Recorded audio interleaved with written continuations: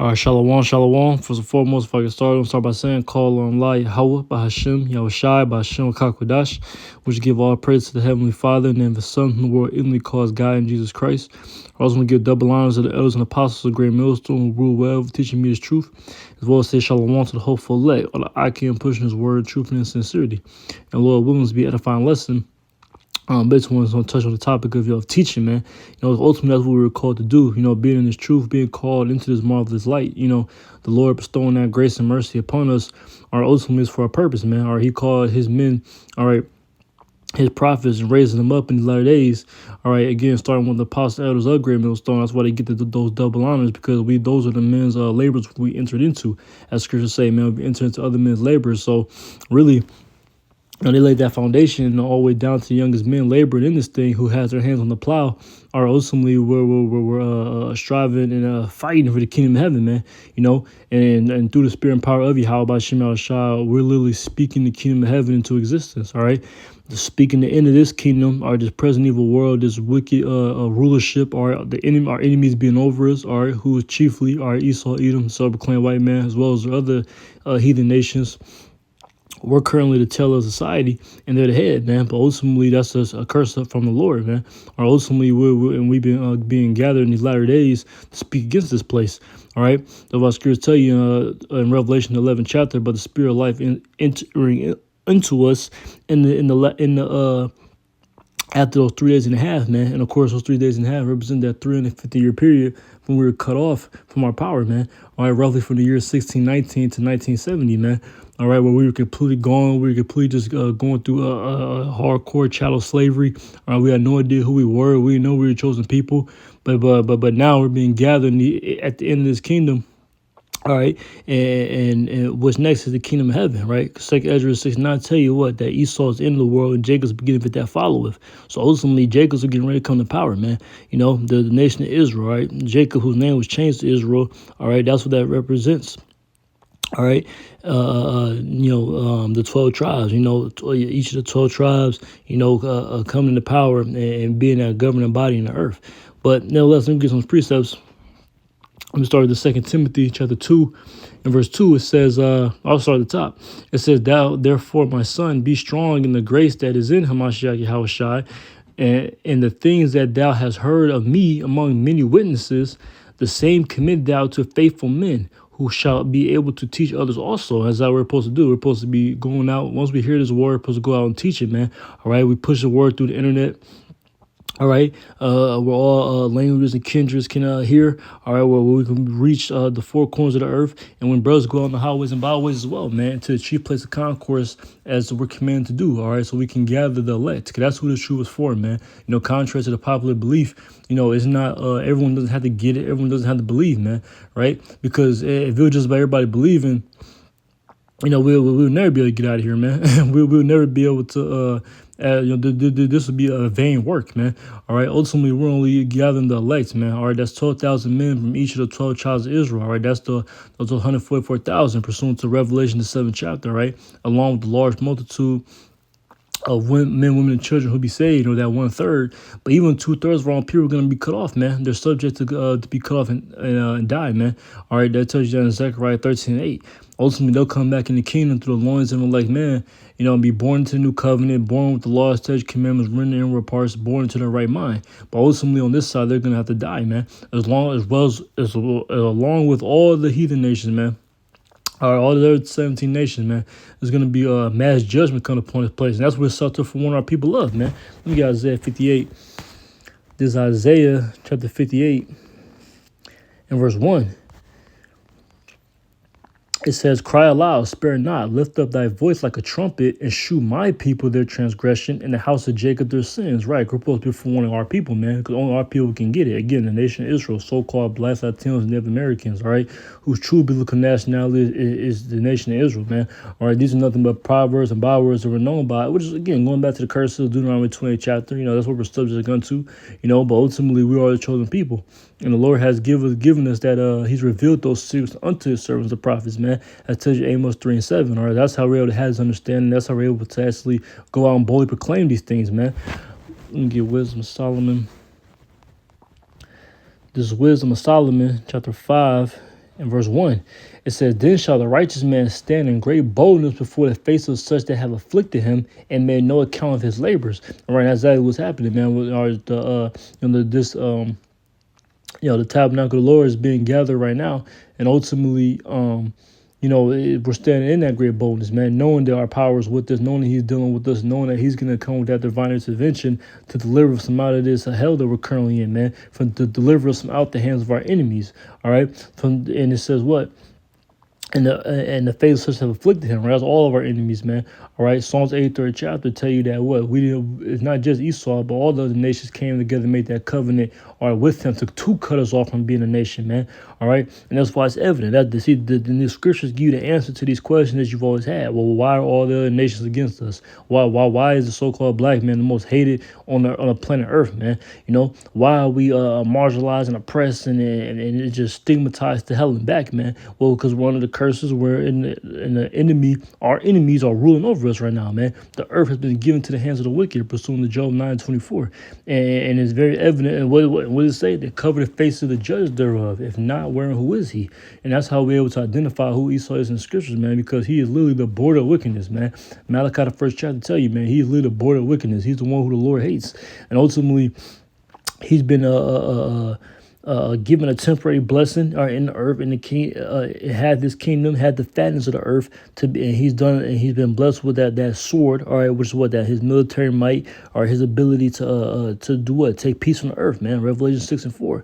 All right, and needless to say, that's what's gone forth. That's exactly why he's been able to be lifted up and exalted as this great nation, as this great man, But really, he's the one who the Lord hates the most. The Lord likens them to the basis of men. Okay, it's like the Lord calls them the basis of men. All right, and the Lord likens all these other nations to spittle, man. All right, that's one drop of water in a bucket, man. Meaning that they're insignificant, man. They're so far low beneath His chosen people, man, who is the nation of Israel, man. And that's what ultimately we're going to get that victory. And about going to it in verse 2, it says, When they see it, they shall be troubled with terrible fear, and shall be amazed at the strangeness of His salvation, so far beyond all that they looked for. Right. So everything that I just made mention of, that's why they're gonna be amazed at this salvation, man. When we get beaten up, Lord willing to be part of those men, but the elect will get beaten up into the chariots of salvation, man. Those heavenly vehicles, man. That's how we're gonna escape the destruction and the judgment the Lord is going to bestow upon this place, man. All right. Ultimately, as in those heavenly vehicles, and we'll be able to and everyone's gonna be marveling at that, man. They're gonna see us see that strange salvation, and it's gonna be what, so far beyond all that they looked for. They never would have thought that these niggas, these Negroes, niggers, spics, all the derogatory words they use against us, all right, all the negativity that they push upon us, they would have never thought that we'd be able to overcome, man. But that's the power of the Lord, man. Ultimately, that's how He's going to get His glory, by His people being in this complete lower state and then being delivered out of it and being set up on top as they always were meant to be, all right, in their rightful positions, all right. And again, this all goes hand in hand with the teaching of the word. This is what we're for one our people of. This is what we're teaching on highways and byways day in and day out. This is Ezekiel chapter 3 and verse 3. It says, Moreover, He said unto me, Son of man, eat that thou findest, eat this roll, and go speak it to the house of Israel. Right, and the roll, of course, these scriptures is knowledge, wisdom, understanding. All right, and it says what? So I opened my mouth, and He caused me to eat the roll. Right, so ultimately, the Lord gave us to understand, to teach it, man. All right, not to just sit idly and just keep it to yourself. No, you're supposed to go out and boldly proclaim these things, man. Again, in the chief place of concourse, Proverbs the first chapter. All these commands, all these things that we're commanded to do is all in the scriptures, man. The Lord laid out the blueprints what we're to be doing in these latter days. Let me get that, because the Lord is we're supposed to be doing works. All right, scriptures say to give diligence and make her call and election sure. This is 1 Timothy chapter 4 and verse 13. Because this we are to be doing while we're waiting on the Lord, man, waiting on that deliverance, waiting on that salvation. It says, till I come, give attendance to reading, to exhortation, and to doctrine. Neglect not the gift that is in thee, which was given thee by prophecy, with the laying of the hands of prosperity. Meditate upon these things and give thyself wholly to them, that thy profit may appear to all. Take heed unto thyself and unto the doctrine. Continue in them, for in doing this thou shalt both save thyself and them that hear thee, man. That's a beautiful precept to go to the point, man. Because that's exactly what we're doing, man. We're going to save those. We're attempting to save ourselves. As scriptures say, work out your own salvation with fear and trembling. But as well as what? Hey, well, here's us, man. This is how we're cleansing this is how we're getting the blood off our hands, man. All right, we're literally, the Lord's not leaving any stones unturned. Again, He's speaking through His prophets, His vessels, in order to give that warning, man, to sound that alarm, blow the trumpet. All right, give that warning at the times to come, just like all the kings of old, man. Let me get Jeremiah 28:8. Because this isn't a new thing. This is what the Lord does. This is how He deals, man. This is Jeremiah chapter 28 and verse 8. It says, the prophets that have been before me and before thee of old prophesied both against many countries, against great kingdoms, of war and of evil and of pestilence. Literally, this is the scriptures laid out plainly, man, plain upon tables. The Lord sends out His prophets to prophesy against countries, kingdoms, all right, and of war, evil, and pestilence, man. And that's exactly what we're doing, man. So telling our people the times are about to come on this earth, man. All right, just like all the prophets of old, man, when they're forewarning the people, man. It's the same thing now today. And what did they do of old, man? Scriptures. That's why it was that Romans 15 chapter. In the 4th verse, tell you that things written in the 4th time written for our learning. We can look and find comfort in these things, knowing that the prophets were always mocked and scoffed and condemned, and they constantly were taken as a joke, man. They took them lightly. They didn't take what they said serious, man. They persecuted them, the whole nine, man. So ultimately, we understand this is the exact same time we're living in. Scripture say in Ecclesiastes, the 1st chapter, there's nothing new under the sun. So we're taking on chastening cheerfully, man. We understand that this is all the prophecies say. We understand ultimately this is all the will of the Lord, and His will be done, man. All right. That's why we're our goal. All we need to focus on is teaching, man. Going exalting His word, exalting those names, Yahawashi, Yahawashi, all right, and having the faith that He's going to do the rest, man. He's going to destroy our enemies. He's going to keep us covered, keep us protected. Scripture says the name of the Lord is a strong tower, and the righteous run into it and are safe, man. So this is what we have our faith in. This is what we have our trust in, and this is how we're able to go and boldly proclaim these things, man. All right, and all this. Matter of fact, let me close with Matthew 24, because it always got to come out. This is Matthew 24. Whole chapter is good, of course, but I'm going to get straight to the point. In verse 14, no matter of fact, I'll get start verse 12. It says, and because iniquity shall abound, the love of many shall wax cold, but he that shall endure unto the end, the same shall be saved. Right, all those who endure to the end, those who actually, living according to the law, statutes, commandments to the best of their ability, doing the things that are pleasing to the Heavenly Father to the best of their ability. These are the ones that are going to be saved, man. Those who actually, you're going to tell where endure goes into what? Patience, suffering, man. All right, those who actually, bearing their burden, man, standing in their light. All right, holding fast to that was good, man. All right.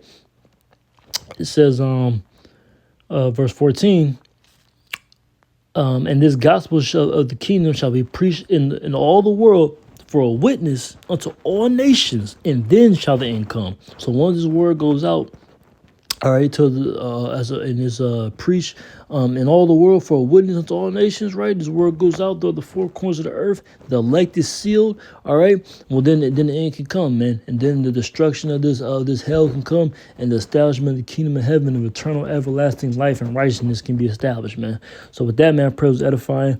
Call on Allah, Yahweh, by Hashem, Yahawashi, by Hashem, Kakodash. Double honors to the elders and apostles of Great Millstone. Shalom to the hopeful elect. Shalom.